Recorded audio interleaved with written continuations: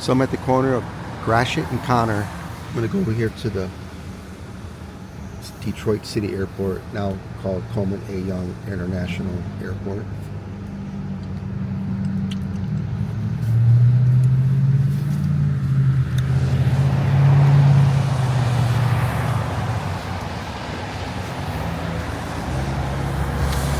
Thank you to all the channel members and the super chats, and if you're able to, and well, if you want to, super chats are available with YouTube memberships as well, with some other behind the scenes videos.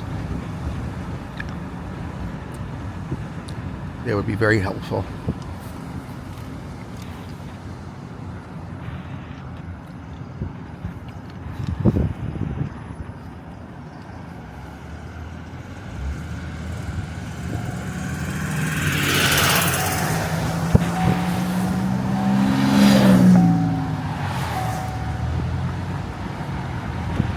ChatGPT, tell me about Detroit City Airport and the history of the airlines here. Detroit City Airport, also known as Coleman A, Young International Airport, is located in the eastern part of Detroit, Michigan.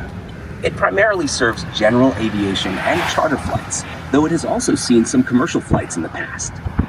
The airport is smaller compared to Detroit Metropolitan Airport, which is the city's main hub.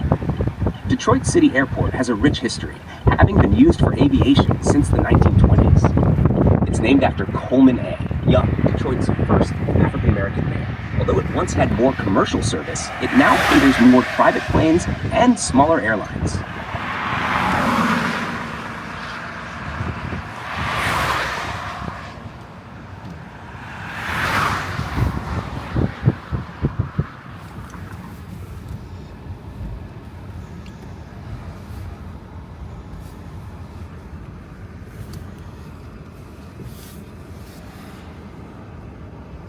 So, but what happened with the commercial airlines from Detroit Airport? Detroit City Airport once hosted commercial flights, but its role in commercial aviation declined over time. The main reason for this shift was competition from Detroit Metropolitan Airport, DTW, which is much larger and better equipped to handle the demands of major commercial airlines. By the 1980s and 1990s, most airlines moved their operations to DTW because of its modern facilities, larger capacity, and better connections to international flights. Detroit City Airport, with its smaller terminal and less advanced infrastructure, struggled to keep up with the growth of commercial aviation. There were efforts to maintain commercial service at City Airport, but eventually, in the early 2000s, most airlines pulled out. Since then, the airport has primarily served general aviation, charter flights, and private aviation, with some limited commercial service from smaller carriers, but it never returned to the level of activity seen at larger airports.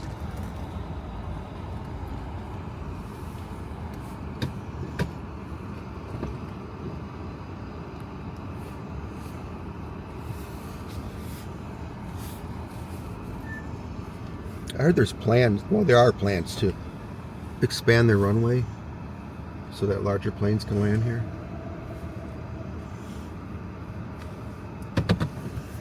Yes, there have been discussions and plans to expand and improve Detroit City Airport over the years. One of the key proposals involves extending and upgrading the runway to accommodate larger commercial aircraft.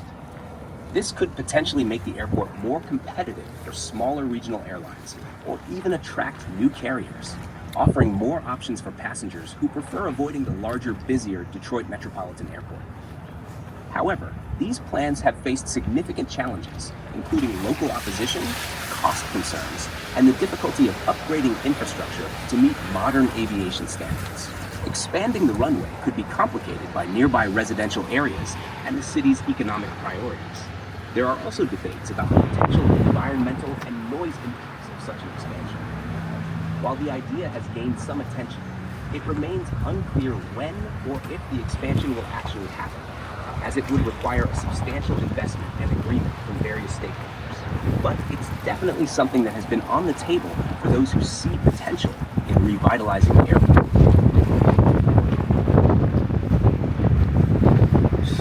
Tuskegee Airman statue.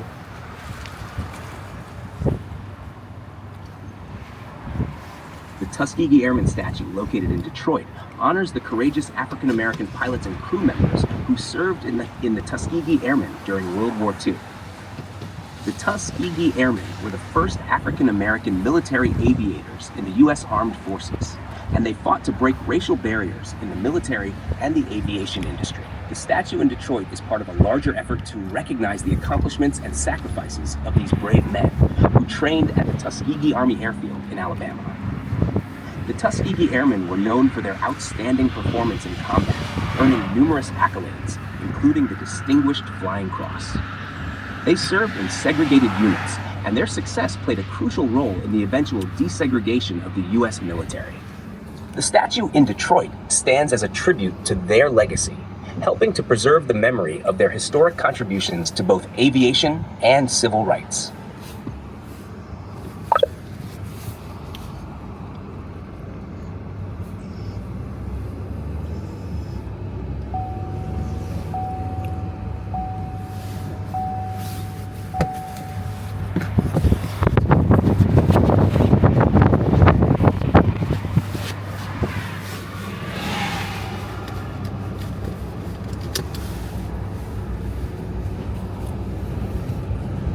Go down to the neighborhood that are being the airport's buying out some of the homes down here, and they're going to expand the runway.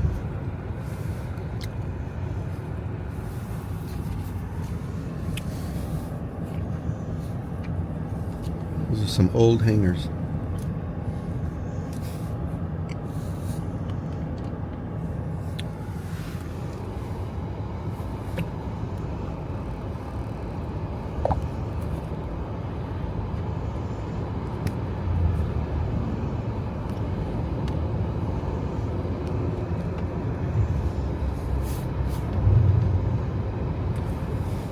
4 years ago, and now I know a lot more than I did.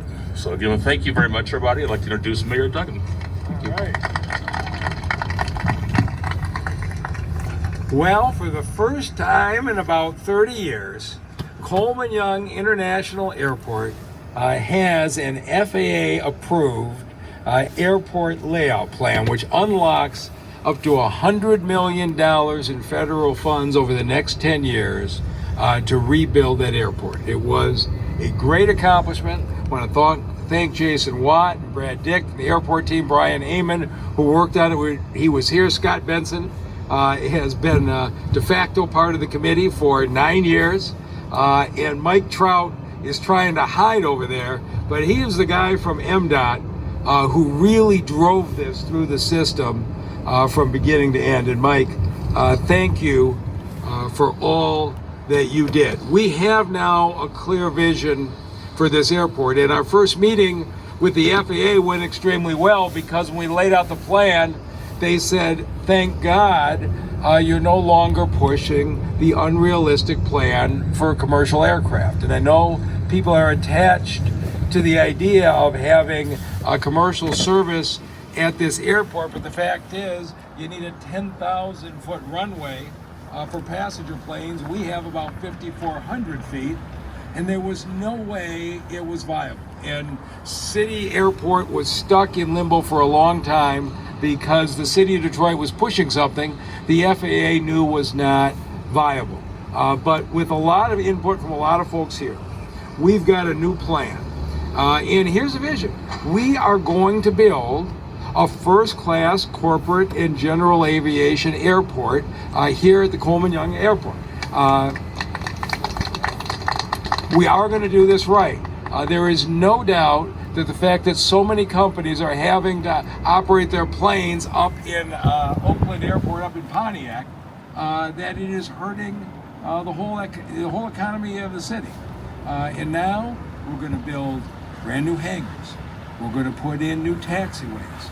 We are going to increase the safety of the existing runway by putting in, I'll get the term right, I know it's EMAS, Engineered Material Arresting System. Basically what that means is this: we've got private corporate planes that will not land at this airport because they don't think it's safe enough. But there will be, as the first project, built at the end of both ends of the runway, essentially crushed gravel that will allow, in the event the plane runs beyond the runway, to sink into the gravel and not run off the airport proper. It's going to raise the safety standards here. We are going to widen the safety landing zone, which has been started off and on for 40 years, by taking the property to the west of the airport to Gilboa Road. And that is great news to the neighbors there. The city for 30 or 40 years has been on and off whether we were actually taking the property. There's 17 families left.